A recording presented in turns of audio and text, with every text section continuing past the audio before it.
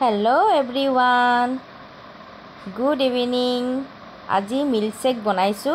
এয়া বানানা, খেজুৰ, কাজু, কিচমিচ, আলমণ্ড, তাৰ পিছত আপোনাৰ পাইনাপল দিছো। এয়া দিছো আপোনাৰ গাখীৰো দিছো, 1 গিলাচ গাখীৰ দিছো। বাহিৰত খোৱাতকৈ ঘৰতে বনোৱা ভাল।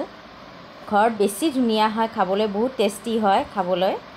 আৰু মোৰ ছোৱালী অৰ্ণিমাই কৈ আছিলে মিল্কশেক খাম বুলি, তো মই বনাই দিলোঁ ঘৰতে, যোগাৰখিনি আছে যেতিয়া। আৰু তাৰপিছত 1 গিলাচ গাখীৰ, মই কিন্তু একদম পানী ইউজ কৰা নাই, অনলি ফৰ গাখীৰ দি দিছোঁ। মই অলপ চেনি দি দিছোঁ, কাৰণ কলতটো মিঠা আছেই, তথাপিও কম চেনি দিছোঁ আৰু বেছি মিঠা খোৱা ভাল নহয়।